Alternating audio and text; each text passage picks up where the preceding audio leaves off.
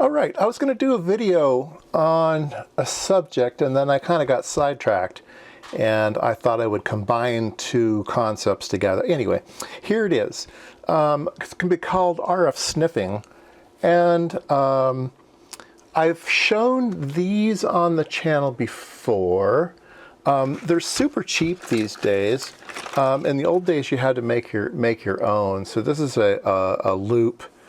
And so these were both homemade. This one measures H fields, this one measures E fields. Anyway, I'll link down below if I can remember. And then you can buy these though. These are just PC boards with oops, one's on the ground, with just loops on it, right? And so there's a loop here. This one has a tiny little loop. Here you can see this one little loop. And yeah, they have different sizes. This one's actually an E field probe. This one might be as well. I don't remember. So if it's a coil, it kind of picks up magnetic things, and if it's just a straight wire, it kind of acts like an antenna and it picks up E fields and stuff.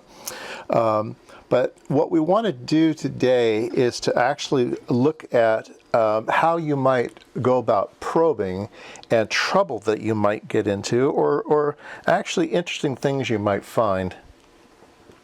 Okay, so the first thing we need to talk about is the instrument we're going to use. We're going to be using a spectrum analyzer, and we have a cable connected to the input of the spectrum analyzer, and it's right here. So we need to add our probe here. So let's use this one because oops, my camera just let loose.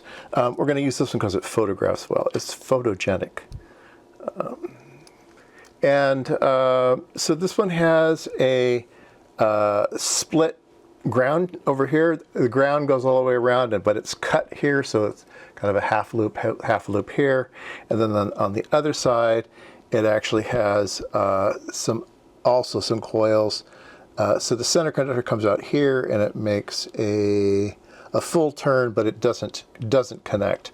And so there's different theories on how you might want to construct these things, but it's already done for you. And really just a loop of wire is fine for the stuff we're going to be doing today. But yeah, like I said, these are photogenic. Okay, so what we're going to be doing is having this connected, and we will be sniffing something, okay? And so you will run it over to your circuit, and you say, here's my microprocessor, I'm going to sniff my microprocessor, okay? Put the loop right there. And then you come over to your spectrum analyzer to see what's going on, okay? So first of all, it's sort of boring. It seems but everything's happening down there. Okay, so let's go ahead and zoom in on that. We'll do a stop frequency of, say, 500 megahertz, and we should see most of the stuff. Yeah, there it is. So that's what the microprocessor is doing. Now, a couple things about your spectrum analyzer is, first of all, nothing really happens in high watts or RF energy. So we're going to look at the amplitude and look to see what's going on here. Well, in this particular spectrum analyzer, it has an automatic attenuator, and it's set to 20 dB. Well, we want it maximum because we know we're using an antenna as to pick up that loop. And there's never any big power going to get into the spectrum analyzer. So we can actually go into manual, and we can say, no, we don't want any attenuation. We'll put it at 0, and then we get a better looking picture. We get a whole bunch of harmonics from square waves and stuff that the microprocessor has. So that's the first thing to do. This spectrum analyzer also has a preamp, and I can turn that preamp on, and you can see that it goes way high as well. Let's see this one, yeah. Oh, that's interesting. I don't know. It went way up, and then it didn't go back down when I turned it off. That's kind of weird. Anyway, let's see. Then everything's off the top, so let's set our reference level to something else. That just sets where's the top. We'll put it at -20, and then we can see everything down below. Let me try that preamp again. Preamp on. Oh, there we go. Preamp off. It doesn't want to turn off. I think that's a bug in my signaling. That's really weird.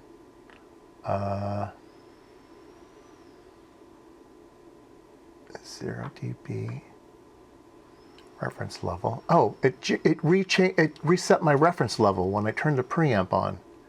Preamp on. Yeah, it set it at -40. And then when I turned it off, it's still at -40. That's what it did.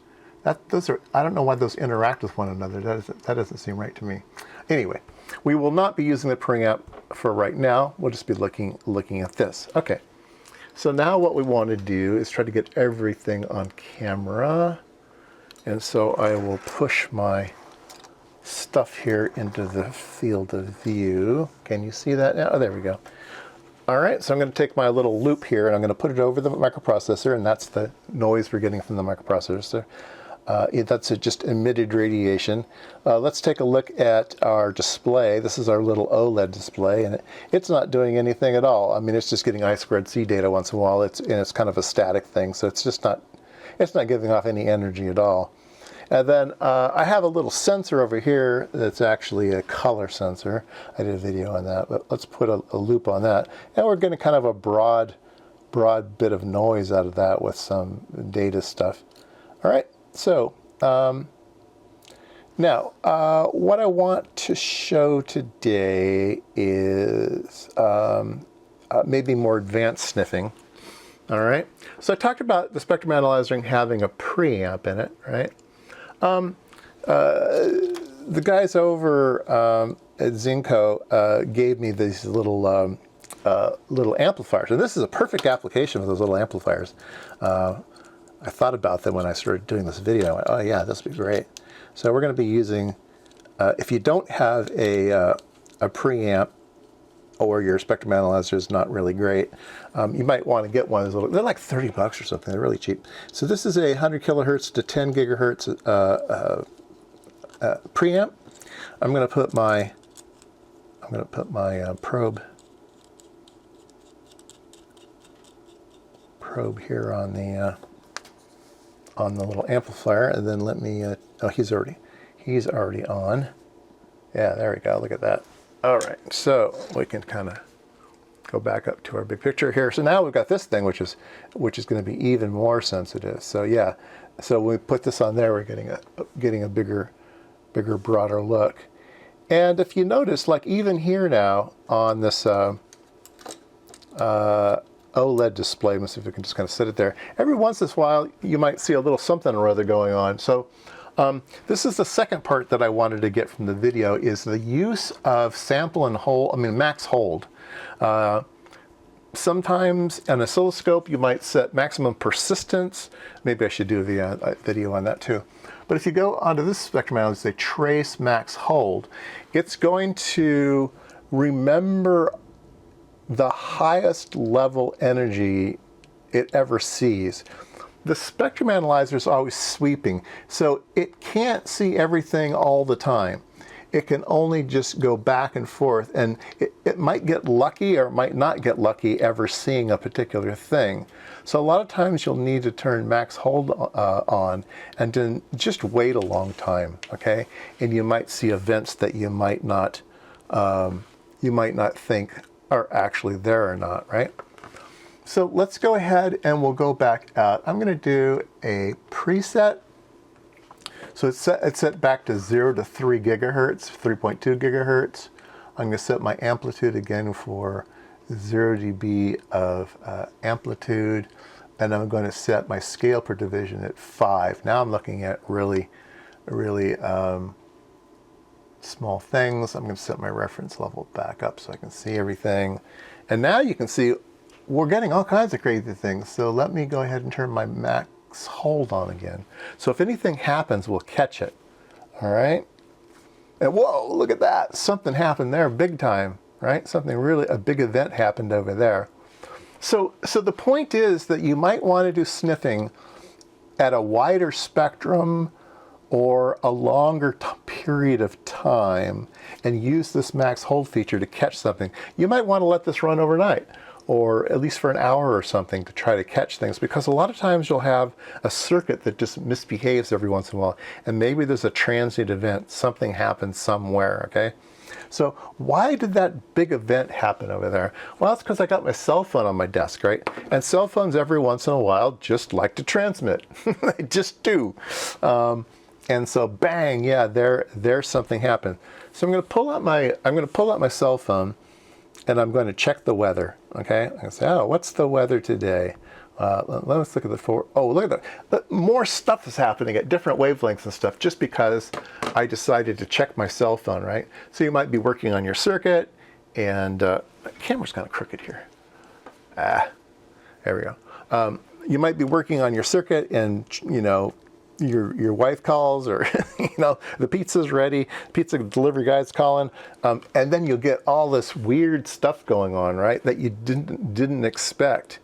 And you might have attributed it to your circuit when actually it was just some kind of random events that's happening. And this problem is getting worse and worse and worse because almost everything we own these days seems to have a microprocessor in it and a Wi-Fi and this and that, and they only transmit occasionally to save battery power and stuff. And so you're going to get all kinds of crazy stuff all the time. All right, now I want to show you one other thing. Sorry about the terrible camera work here. I keep bumping the tripod.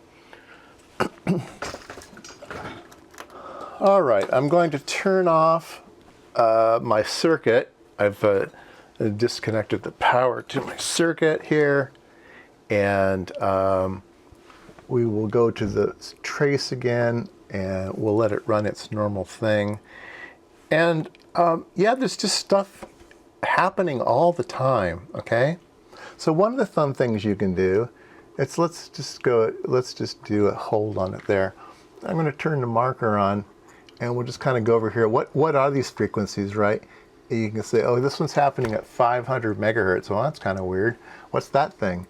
All right, and what's happening over here? This is around 740 megahertz. Did I expect that?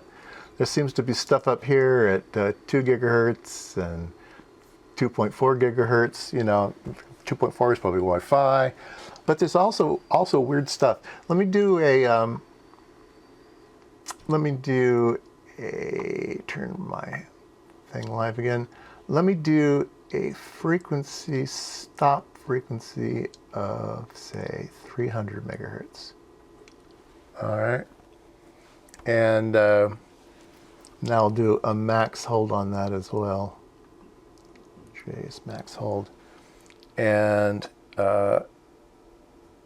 you can see that we're starting to get some strange pattern here, all right? And so these guys here do get me in trouble in my lab, okay? What are these guys here? Why are they there? Let me put a marker on it, or I can just hit peak. And it's at 81 megahertz. Now, if you remember some time ago, somebody suggested that maybe I was getting 81 megahertz, 88.1 megahertz into my system. This is 81.6 megahertz though, which is different. So this is due to radio stations, okay? This is the FM band and other things in there. So if we do a frequency span of start frequency, let's say 80 megahertz, and a stop frequency of, let's say, 110 megahertz. Here in a metropolitan area, we have a lot of radio stations, and sometimes they're transmitting a lot, maybe loud music, maybe they're transmitting just a little bit, but there will be these weird things every once in a while, okay? And here, I've just put my hand on it, okay? And everything started to jump up. So that's a big problem. You might not see anything, and then suddenly you have a whole bunch of noise in your system. Well, what did you do? Well, maybe you just attached your oscilloscope probe. Maybe you just attached a voltmeter. And in the act of adding a voltmeter wire, you've added an antenna. Your body is an antenna. You're always picking up RF energy. You can induce that into the system like there is here. So, you know, there's a whole bunch of interesting things about sniffing RF. Is it real? Is it not? What's causing it? Did I cause it because I did a measurement? I affected the circuit. So anyway, I just thought maybe there was some tidbits in there about RF sniffing, maybe using a little amplifier or these probes, or just a bent piece of wire is fine. But using the max hold on the spectrum analyzer to take a look at random events, you might learn something.